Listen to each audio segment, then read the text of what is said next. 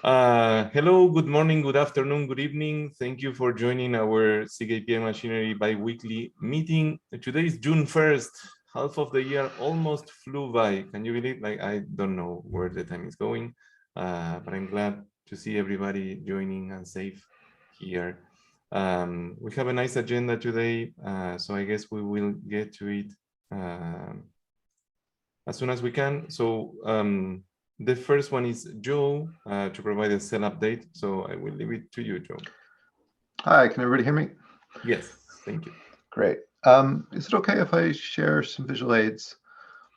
Thanks. Yes, please. So I did promise this SIG a long time ago to periodically come and give some updates to what's going on with the various things we're doing with Cell.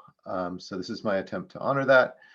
The first thing I'll remind everybody is we've been working for about 2 releases on adding Cell as a way to do validation in CRDs. So I'm just going to show a window, this one here. If anybody's not familiar with Cell, I can try and give a brief overview of what it is, but this slide, I think, is it showing yet? We can see the slides. Great. Yeah, this gives you just kind of a very high level idea of what you can do in CRDs. Now you can add a, whoops, no, that's the wrong one, this one. You can add this X Kubernetes validation in your schema anywhere you want, and then you can add a rule which is expressed in the common expression language, and then that rule will be evaluated against custom resources. It's also type checked, so if you say you decide you need to change the name of this field, hopefully not after you've put this into real use, only before, then you would actually get a type error because of this, if you put a Z here, if this wouldn't match, you actually wouldn't be able to do an update to the CRD. You'd get a validation or trying to update the CRD in this case, and it would tell you that there's a type error right here. You could either change this to fix it or back that change back out. So that's at a very, very high level what Cell is and what we're working on now. Our goal is to bring this feature to beta in this release. So in 1.25, we're going to try and bring this into beta. And CC's been working hard on that with the help of Kermit and some others. So that's 1.15. We are also starting to work with a group of people to use Cell for what I call general admission. The idea is basically you can have admission control, but not with a webhook, but instead with a Cell rule that's just executed within the API server. This is not the final look of how that will be. This is just a very rough example of how this might be shaped if you compare it to like a validating webhook, where if validating webhook, you would have like some endpoint that it's going to call, and that endpoint is going to return a response telling you if it's valid or not. Here instead, you just write the Cell rule right in line inside of the object. This is quite a bit more work to implement than CRD validation. CRD validation was only on CRDs. It wasn't on built-in types. Here you have to support both. Here you might have a rule that goes across multiple different types. There's a bunch of different kind of policy evaluation use cases that get quite complicated. So there are 2 docs relevant to this, and I'll drop these into the notes in just a moment.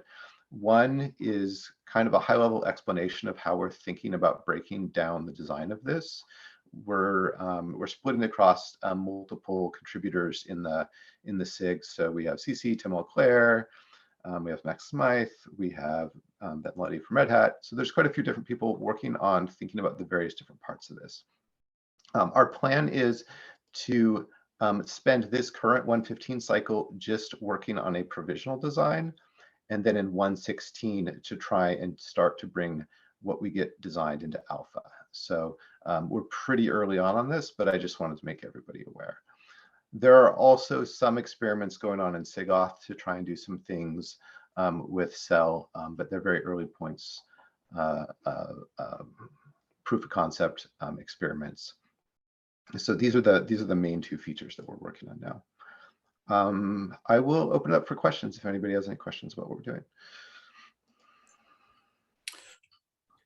do you want to be sure you get feedback from the beta use in CRDs where the usage is simpler before you deliver an alpha? Not saying wait to develop it per se, but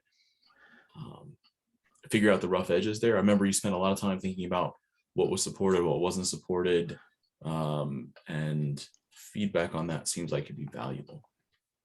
Yeah, we do. That's an interesting point because our timeline might be a little tight for that. Fortunately, I think we've got quite a bit of time to make a call on whether or not we start implementing this in 1.16. But we would like to start at least trying to work through a bunch of the known design issues that are around admission. I think there's a lot of useful work that can be done. But I think you're right. I think we should make some kind of like, do we have enough feedback type of call before we start to push that alpha. I think you lost a few versions there, Joe. I think you mean 126, not 116. Oh, yes. Thank you. Any other questions? Are you planning on supporting a different subset of the built-in expressions in admission? And are you planning on adding any new built-in function or new functions for use there? Because I can imagine once you have multiple resource types, the sorts of operations you want to perform may be different. Yeah, there's a couple of things that are going to come up right now, and I don't think I know all of them that we're going to hit, but I can guess at a couple. So we're going to have quantity is currently only in native types. So anything we wanted to do around that quantity type would be something we hadn't thought about until now. I think there's also just the general types of data that are going to be flowing through might require us to think about that. This is going to be, if we do end up adding, say, more built-in functions, then we're going to have to make a decision on whether or not we're going to start adding support for those into CRD validation as well, which is opens that can of worms we knew would come eventually, which is how do we add support for functions safely and follow API upgrade rules and conventions and all of that. We have some ideas how to do that, but one of the things I'm planning to do in 1.15 is write a very specific set of steps that need to happen if we ever have to introduce a new function. I think it'd be really good if there was only one list of functions so that people don't have to learn two lists. Unfortunately, there's going to be two lists. I generally agree, Daniel, but there is something that comes up a lot in admission, and it is I want to run an access check. So it's like using either a subject access review or the internal authorizer, figure out whether I can perform this action based on some input I got out of my input object. I see that pattern a lot. Do we have to support that though? I mean, we could how many choose not to, but it's very. How many of your webhooks do that? Like, do we have to support that in the first round at least? We should probably figure out how many of the webhooks that are out there, how many need to do something like that, right? If we can handle like more than half of webhooks without touching that, then maybe we definitely shouldn't do it the first iteration. Given the difficulty in bringing a new function in, if we know that it would let you pick up a sizable percentage, it seems like it's valuable to figure out how to manage that without bringing in the. Yeah, I agree. We will need a way to add functions over time, and we should have some criteria like, it's this complicated, it's this much work to add a function, and doing that gets us X% of the remaining webhooks that can roll over to the system. So I'd like to see those, like how much work is it and how many additional webhooks do we get rid of when we consider this, and take it on a case-by-case basis. Right, if it's a ton of work and you only get to let one person get off of their webhook, then that doesn't seem worth it to me. But if it's based on what I understand about CEL, it would not be a huge amount of work if we did it initially. And if we did not, it would be considerably more significant. Then maybe we need to make a way to make it less significant to add a function. I assume it's the backwards compatibility stuff that makes it hard to add a function. Yeah, it's the N-1 version. We think we understand. It's kind of like ratcheting in some ways. Like if you're going to almost certainly have to have the N-1 version allow it in, but not, or allow it to support it, but not allow people to add it yet. And then so one version, you're going to add it, but people can't introduce it into CRs yet, or CRDs yet, if it's a CR, well, in this case, a validating admission object, so that you couldn't actually use the new function yet. And then in the next release, you can actually add the new function, and that way the older release can support it when you do start adding it. So it's the kind of that N-1 support. You're most worried about rolling back after you've started using a new function? Yeah. Yeah, okay. Yeah, and so that's kind of the standard Kubernetes API compatibility requirement. So I think that's the one we're expected to adhere to. I understand how you could ask cell if a function, or if like you could even compile a cell twice, once without the function in the library set and once with it, and then you would be able to answer that question. So that at the very least you could do it that way. We might be able to do better than that. Yeah, that sounds reasonable. Like maybe you only permit the new function in after the admin has flagged that they're not going to roll back. Yeah, yeah. And so then that would allow us to. Yeah, we can compile to list this. That's totally fine. Yeah. So David, I guess it sounds to me like there's no way we're going to get everything in right the first time. We should plan to do it piecemeal. Oh, that came up before as well. I would look at this though and say that if I were looking at admission, at least the ones that I review, this pops up in, I don't know, a third of them, which is really a heck of a lot. Okay. Yeah, so maybe this. We'll track it. There is a hand from Mo. Yeah, hi Mo. Yeah. So I guess two things. One, I wanted to basically second what David said about subject access review. It's a very common pattern that I've seen, and it's just very powerful, especially with just how RBAC is structured in the cluster, since you can define virtual stuff to mean arbitrary things. It's just a really nice expressive API. And I realized that Joe, that you were at SIG Auth, and I had a question that I thought of like after the meeting that I was like, I'm just gonna ask you now, which is, is there any plans to have anything like HTTP request like capabilities in Cell? I assume not, because it sounds like dangerous probably. Yeah, we're thinking not, and pretty strongly. One of the reasons is, one of the main benefits to Cell is that you get to do everything within the Kube API server without any external dependencies. Once you now have an external dependency, whether or not you have to go to a webhook first doesn't seem as big of a deal to me. So since you can already do that with a webhook, it doesn't seem like an urgent use case to support in Cell. And it opens up a whole can of worms. Yeah. So Paul, sorry, go ahead, Daniel. I was just saying, I'm a little skeptical of a subject access review, actually for the same reason, because it is going to require external calls. In a Kube API server, it's just calling the local authorizer that you have. But that might call a auth plugin. It might.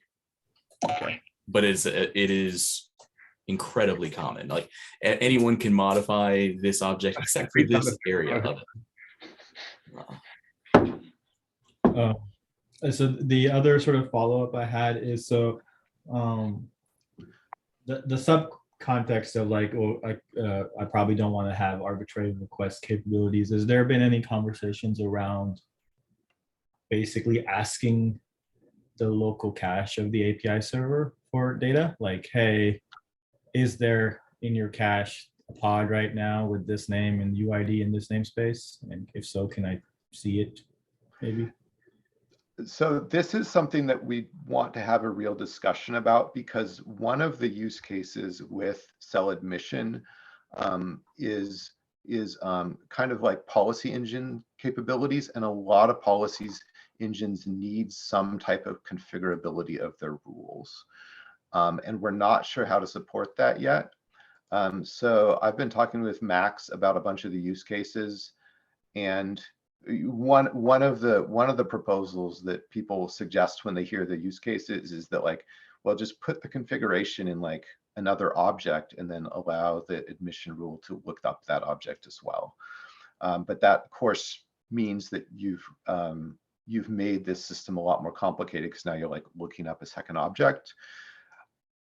So it's something where I absolutely want to have a conversation about, probably in the next couple of weeks. Me and Max are still trying to organize our thoughts around the pros and cons of that, and like what the limits would be if you did it, and what the alternatives would be if we don't want to do it. But yeah, it's something that keeps coming up. It's a question that keeps coming up.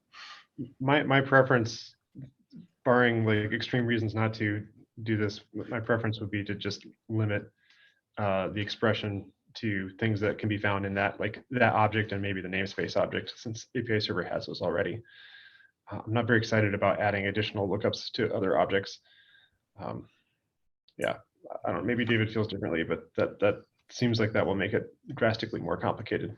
API server has pods as well in order to be able to run the node graph. Yeah, it knows that, but not necessarily easily accessible from the admission chain. It does, because you got the lister. Similar for, I don't know if it knows nodes, but if I were choosing objects, namespaces, nodes, and pods would probably be. I was thinking namespaces, not because it's easily accessible, but because API server has to look up the namespace anyway, right? Yeah, but it like if we already have the pod, it's a cheap lookup. Maybe nodes. I think maybe Daniel is saying he doesn't want it, not that it's not technically easy. I think. Well, yeah, like as soon as, like if you're just getting a random node out of a cache, like what's the synchronization story there? Same as it is for RBAC rules today, right? Where at one point in time, this was a valid state on the cluster. Yeah, I don't know if people writing this policy are going to be pleasantly surprised by that. I could not swear one way or the other. Yeah. But it's not as though namespace is a live lookup, Daniel. So like namespace is also cache. Okay, fair enough. Yeah, I don't know. I'm nervous. I'm nervous about adding anything that is kind of like a call to another part of the system to this. I feel less strongly about being able to look up namespaces than about being able to do an authorization check. Because like being able to look something up, look up another resource, that happens, but not hugely often compared to, do you have access to perform this action? Yeah, I'm not saying you're wrong. I think you're focusing on like what are the features that we need to replace the largest amount of webhooks. I'm focusing on like the subset, which is what are the features we must have to replace any webhook at all, and demonstrate that it's going to work and be good. I'm not saying you're wrong, just that it seems like that's kind of the second step. One thing I definitely want to talk about more with this SIG is what kind of configurability needs that we have, because I think those are going to drive a lot of policy enforcement use cases do need configurability, which doesn't necessarily mean we have to have a separate object. You could potentially populate information directly into the admission control object or somewhere else. But I do want to spend some time, not in this meeting because we're not quite ready, but to go over some of those use cases and pick people's brains and see if we can figure out what the options are. Yeah, I mean, if we support like object lookups, then that becomes just up to the system to figure that out. And we don't have to worry about it. Yeah, exactly. Yeah, we'll dig into that. Daniel, I also, sorry, David. I put Daniel Smith. I wanted David Eads here. I'll also circle back on the subject access review. Just a final sort of thought on this. One of the reasons sort of that I asked about like network requests or object lookup is I know, Joe, we talked at a high level, and I think you talked with Max too about supporting, OIDC semantics or the OIDC auth with self for claim extraction and stuff. One thing that, if possible, and it might not be, but I would like to maybe think about is, today, the way that ID tokens are verified by the API server is basically they're valid until they expire. So you're basically encouraged to make them pretty short-lived. But for example, the service account ID tokens, right? We do want those short-lived, but you can make them longer, because you know that if the service account gets deleted or the bound object ref is removed, the server stops honoring them. It would be really nice to be sort of able to have that kind of capability with OIDC style tokens, because then you can make them at least a bit longer, an hour, maybe a day or whatever, but not risk like, oh, that session's gone, but like the system won't know for hours or days or whatever.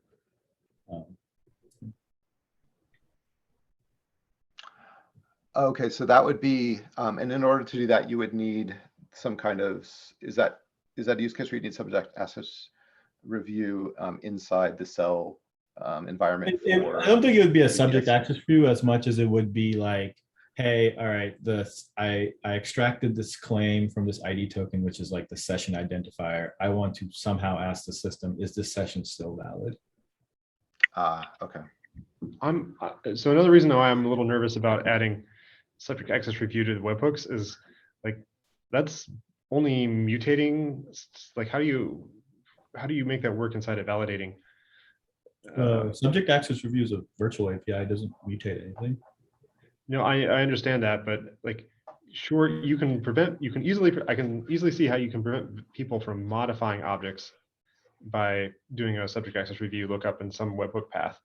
I can't see how you can use that to prevent people from seeing objects or observing certain fields values. Yeah, that's not how it's used today. It's used to prevent mutation today, right? So you'll see it used to prevent someone from changing a service account to one they don't have a use privilege on, or you'll see it for cases where somebody wants to do a role binding, but they don't have permission to bind that particular user. They can still see the list of everything that's there, but they aren't allowed to take mutating steps.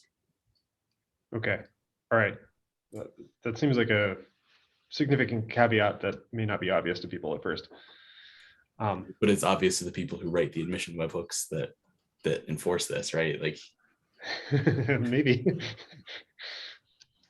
it will be if they try to do it. Okay, should we? We've got more stuff on the agenda, so should we? Yeah. Perhaps. Yeah. Thanks, everybody. I've dropped links into the meeting notes if anybody wants to see it. Thank you. Sounds good. Okay, as I share my screen, next one is Kevin. Kevin, do you want to share, or do you want me to open the links and share? Yeah, I can share. Okay. Okay.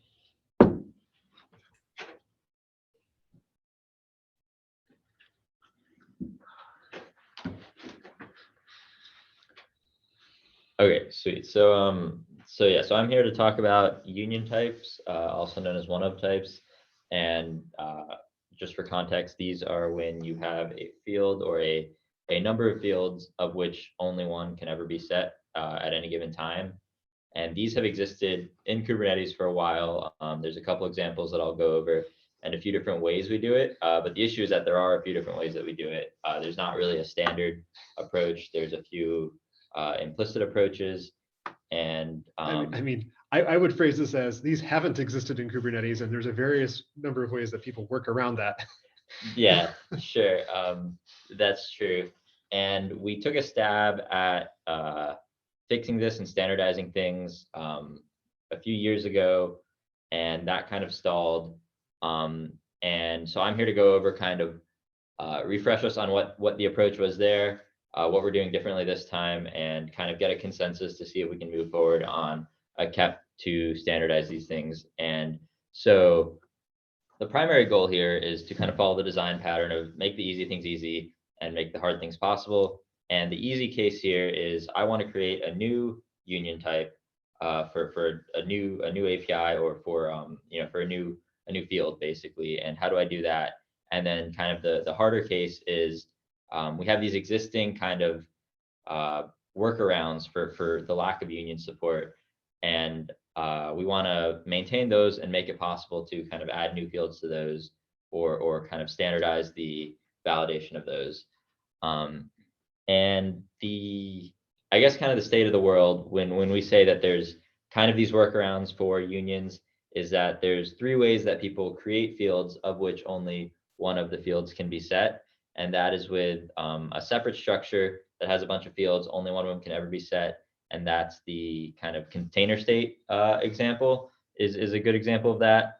We have something called a discriminator, which is when you have a field that says which of the other fields is the one I want to use. And the example there is with like the deployment strategy. And then we have kind of this loose, what we're calling the loose unions, which is where amongst inside a struct amongst various fields, some of those fields, but not all of them, are union fields, which only one of can be set. But then there are other fields within it that that are not part of the union. And kind of the example there is the webhook client config. And in the doc I've shared, you can see each of those examples.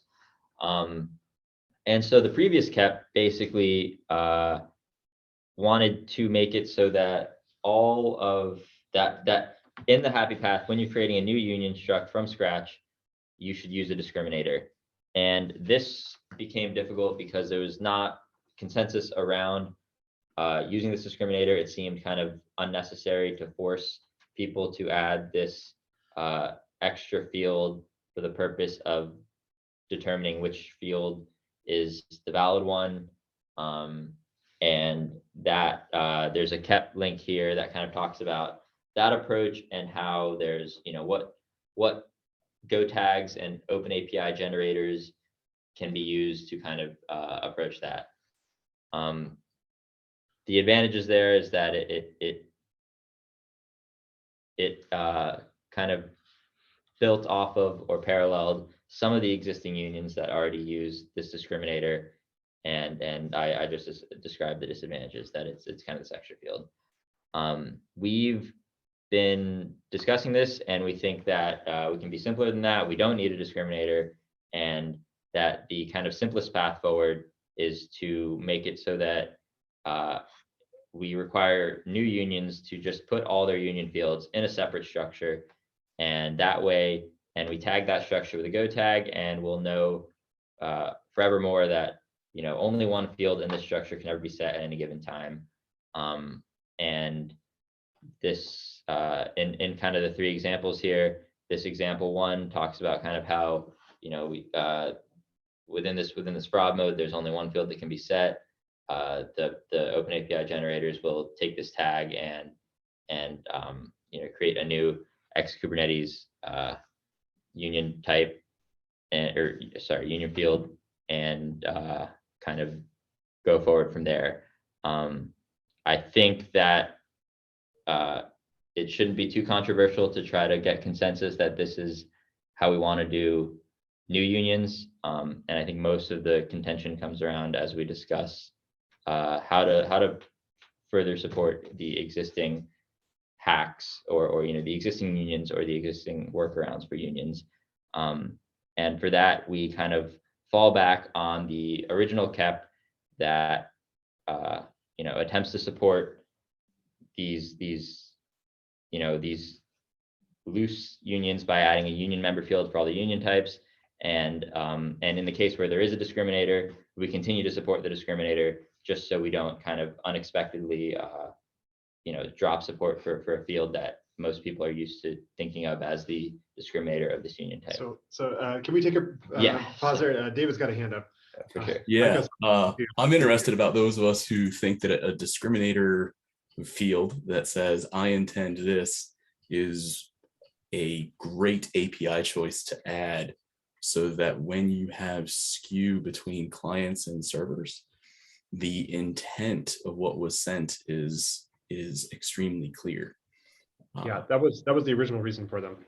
So and I think that remains. So yeah, what I think my feedback on this proposal was I want to see like the multi-dimensional table of like API servers without your code, with your code, without or with a option added to a union, without that option added, and the corresponding set of clients which don't know about unions, do know about unions, don't know about this field, do know about this new field, are like I don't know how many dimensions are we up to, like 5, something like that. And then like for every position in this multi-dimensional table, give an example of how it works.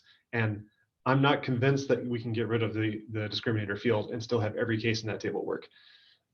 That'd be nice if we could. The other thing I didn't really get is if you're going to support all 3 ways anyway, because we currently have things with unions or with discriminators, and we have loose ones, and we have the one that you're recommending. Like if you're going to support all of them anyway, why do you need to recommend a specific one? So those are my thoughts. Sorry, David, if I interrupted. No, that's fine. I think I would go as far as recommending the one that has the discriminator value, because in my experience, it's extremely explicit, and that really helps. And the only complaint is, but I had to fill in an extra field. Well, you wrote an entire YAML file. Yeah, so I think so I think starting with, because I think you asked a few questions, and I think one of them was the one that David asked. So I think starting with, I guess I'm not convinced that the discriminator helps with the version skew issue that you were talking about, and I'd like to discuss that maybe a little bit more. But so I think the example that you're talking about is that if we create a new field on this struct and we have an old client that doesn't know about this new field, but the current field is set to that, then with a discriminator, you're saying it's easier to set, the older client doesn't have to clear the new field that it doesn't know about in order to make it clear that it wants to set one of the older fields that it does know about, right? And no, I'm looking and saying, let's imagine you got a new client. It's speaking to an old server, and you have added a value here.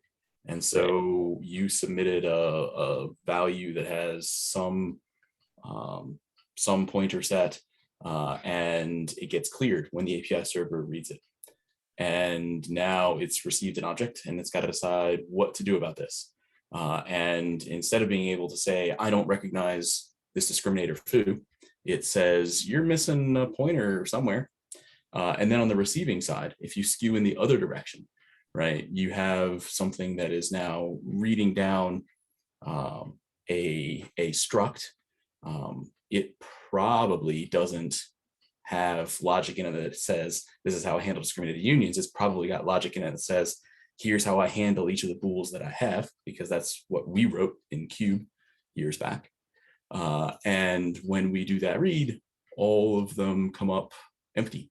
And it says, I don't know what happened, but something didn't work. Or worse, there was a case where you didn't need configuration for one of your types. And so it came back as empty. You didn't need to customize anything.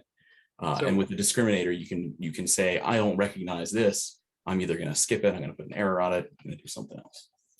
So by my math, the table that I mentioned is going to have at least 72 cases in it. And you are focusing, the two of you are focusing on like 3 or 4, which are probably the trickiest. But I'm not going to believe any design doc that doesn't have a table with 72 entries or more and demonstrate that each one works. If that makes sense. Yeah, no, that's fair. I think, because Antoine, you and me talked about this a lot. I'm wondering if you I don't know if you have anything to add about the reasons why the discriminator, because I'm not totally sure I understand still why the why the discriminator makes detecting some of these cases easier. But I don't know. Yeah, I mean, your task, if you don't want a discriminator, is to make a test grid with at least 72 cases and demonstrate that you don't need a discriminator in any of them to get the correct behavior. The discriminator makes it easier because you never have an old client or an old server that clears it. It may not recognize the value that's inside of it, but during the deserialization process, the Golang deserialization stack will not lose that value ever. But if you have evolved the schema over time, then an unrecognized field is dropped. I see. Yeah, that's fair. I think we will take that back to the drawing board and either come up with the test grid proof that it isn't needed, Yeah, or yeah. You may not need to take it back to the drawing board, and it is right. You may have gotten the right answer. We just can't be sure without having all the cases listed. And there may be cases that David isn't thinking of. 72 is a lot of cases, so there's just a lot of dimensions to this compatibility chart. I don't think there's so many that we can't conceivably list them all out, but if we're going to change the API for every Kubernetes client, we should probably be pretty sure that it's going to work for every combination. Sure.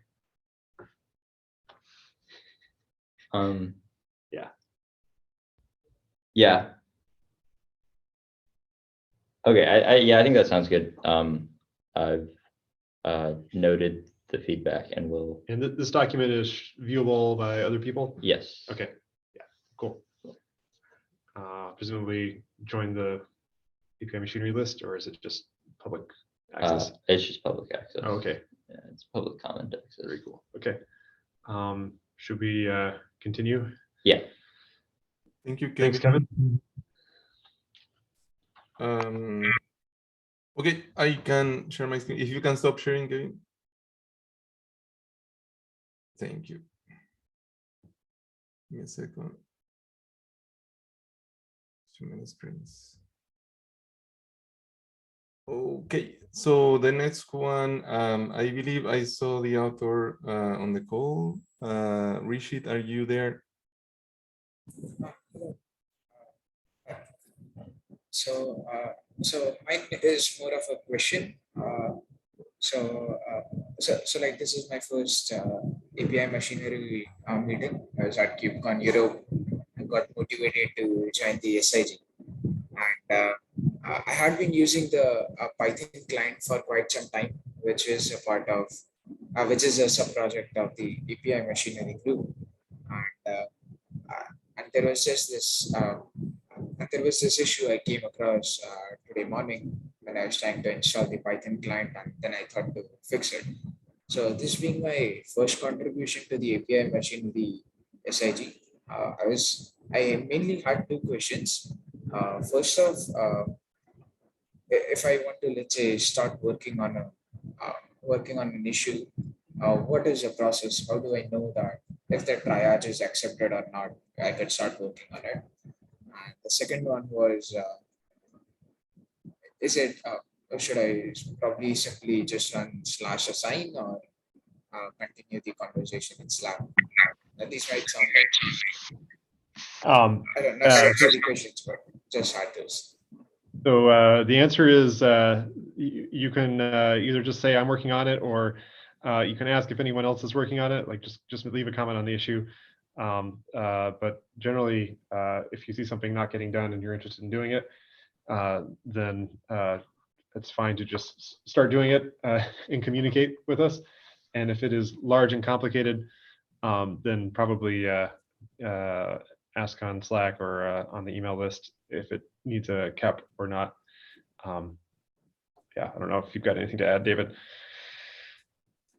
I do not. I also don't know offhand the owner of the Python client, although I see Howie there. So yeah, that's Howie you use in this room, but maybe not on camera. Yeah, it seems to be a minor issue. So you can just assign it to yourself and start working on it.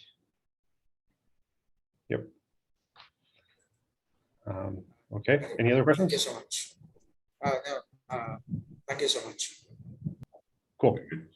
Hope you see you more in these meetings too. Keep coming. Next one is Jeffrey. Jeffrey, are you there? Yes. Oh, hi. So this is mostly just a continuation of some of the stuff we're discussing from the last meeting. And I just wanted to talk about the idea of improving our current problem of having this discovery request storm.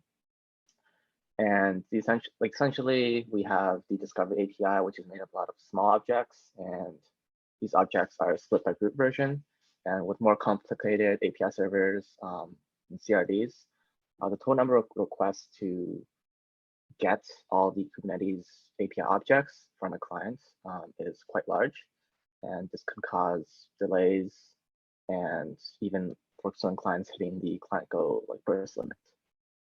So to solve this problem, last meeting, we proposed a solution around discovery cache busting, which involves publishing a hash for every endpoint and then treating each individual group version as a static resource. If the hashes do not change, no additional requests will be made to the API server from the client side. And if the hashes do change, that indicates that the resource is updated and the client will send a new request just to that specific group version that changed instead of every single group version, which is the current behavior by clients like Kubectl. And so last week also an alternative proposal was brought up by David around maybe instead of sort of using our current mechanism of having separate discovery documents for every group version, creating an aggregated discovery document. This will work similar to how we do OpenAPI v2, where we would create maybe like a new endpoint or either like an actual new endpoint or something with a query parameter added to maybe our current /APIs endpoint.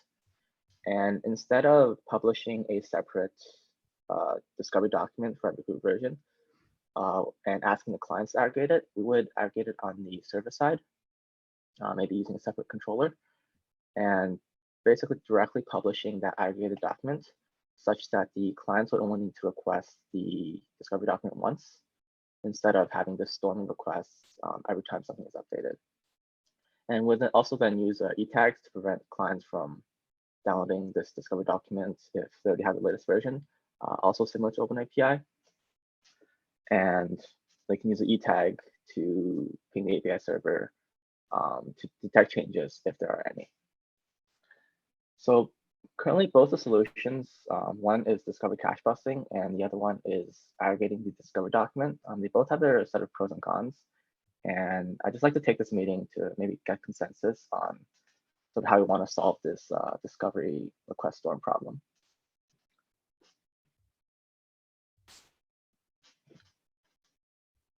Yeah, just that sounds good. Are you looking for a brainstorming session on the pros and cons, or do you already have a list? We sort of have some things around it already, so I can go into it and then maybe we can sort of brainstorm it a bit as well. Okay. So from the client's perspective, both solutions are kind of similar in that for at least for library support, we'll need to change some of the libraries for both methods. One to, I guess, look at the aggregate discovery document and one to look at the hashes. So I think for that side, it's pretty similar. The main thing is probably the performance implications. So the problem we're trying to solve is the discovery storm. And with the discovery cache busting method that we proposed last time, the discovery storm is eliminated for any updates to resources, but the discovery storm still exists for the initial startup time or like the initial start of a new client. And this like may or may not be a deal breaker. Whereas having everything aggregated, we'd only have one total request for like throughout the entire process. The benefit of discovery cache busting is that when there are updates, like maybe updates to CRDs, instead of having to download an entire document or the entire document for all group versions, the Discovery document for all group versions, we'd only need to download the documents that change. This is actually one of the main reasons that we split up the OpenAPI for OpenAPI v3 into separate group versions, because downloading the aggregated document was way too big. But the interesting thing to know here is that for discovery, it doesn't really scale based on the size of CRDs. It only scales based on the number of CRDs. And I would say probably this is less of an issue compared to OpenAPI, where the size of CRDs can get quite large. Did you end up quantifying that? Because as I recall it, it's multiple orders of magnitude smaller. Yeah, so I have something around like, let me see. So 300 kilobytes for the built-in resources. And I was looking at CRDs, but most CRDs take up less than 1 kilobyte. So we're probably looking at like, even for large cluster, which may be like 600 something CRDs, that'll be like around 1 megabyte-ish. And this is before gzip and look at protobuf. So I think for those, it might be even smaller. Okay, I just want to mention that because it's much smaller. OpenAPI. Yeah, this is much smaller than, yeah. Tens of megs, hundreds of megs if you're unlucky. Yeah, exactly, yeah. And also one thing I do want to talk about is the impact on the server. So on the server side, with discovery cache busting, it's actually a very simple server change where we would just need to calculate a hash and propagate it to the right place such that we publish it in the /APIs endpoint. Whereas for aggregating, it's slightly more involved. Similar to OpenAPI, we might need additional controllers to look constantly ping all the discovery clients and aggregate them. And since we need to actually get all the discovery documents together instead of just a proxy, so that might take just slightly more resources. On the other hand, benefit-wise, that would prevent having to proxy requests through for discovery eventually, and it would allow discovery to be served out of the QAPI server in case there was an availability blip, right? Yeah, that's true.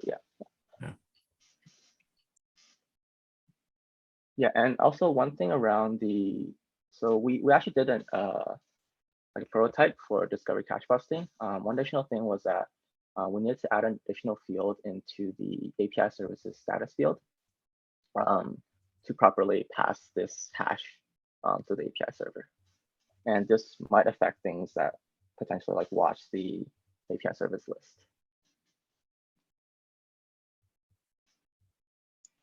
But yeah, that's sort of mostly what the findings that we have so far.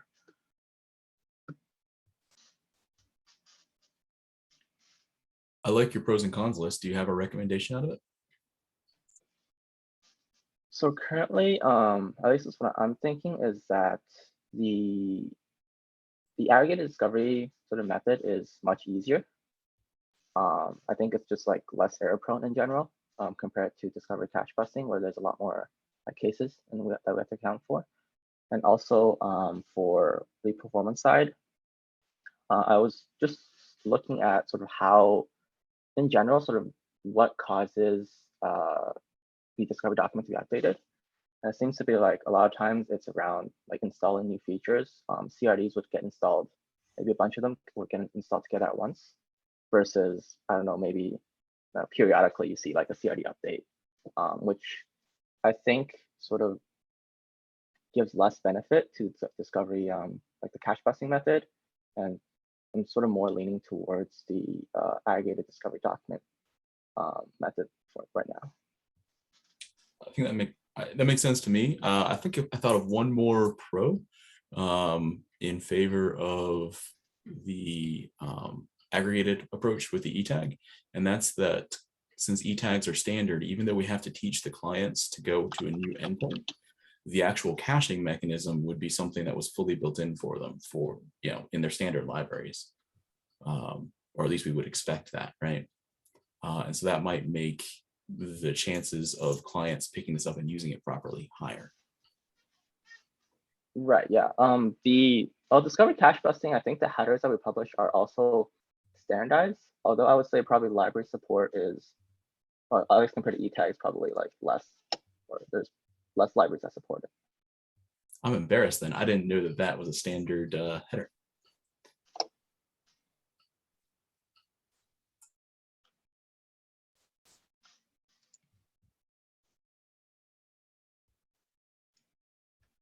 But yeah, at least, so I guess our current goal is to publish a cap around this aggregated discovery, probably for this release.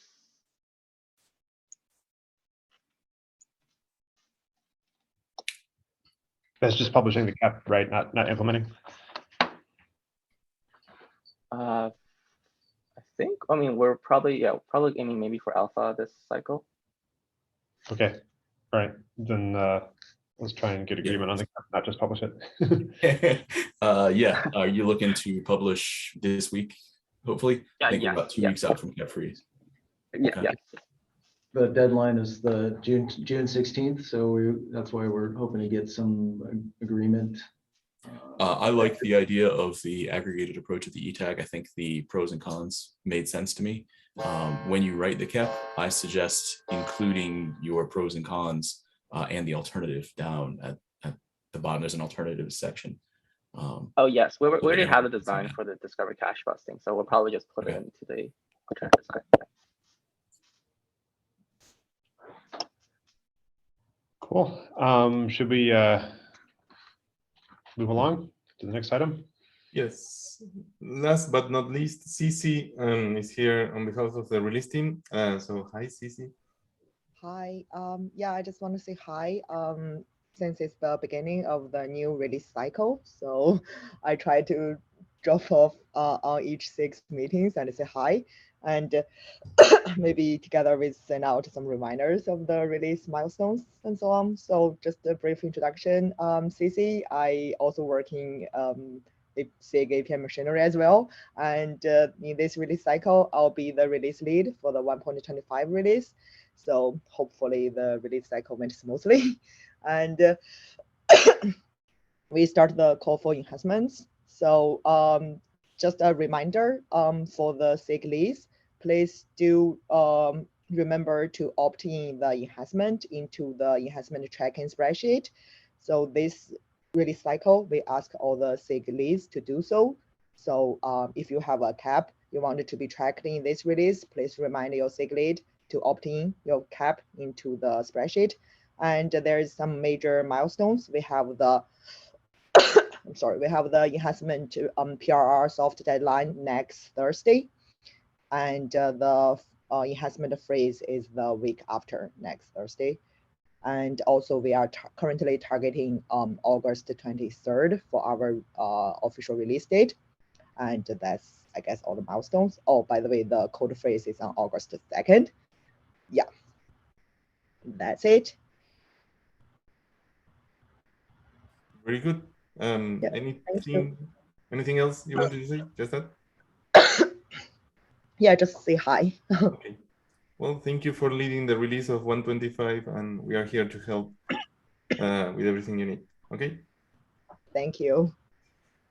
Very good. And I think with that, we reach the bottom of our agenda for today. Thank you, everybody, for joining. I will upload the recording later today, and I hope you finish a good Wednesday and have a good rest of your week. Bye, everybody. Bye-bye.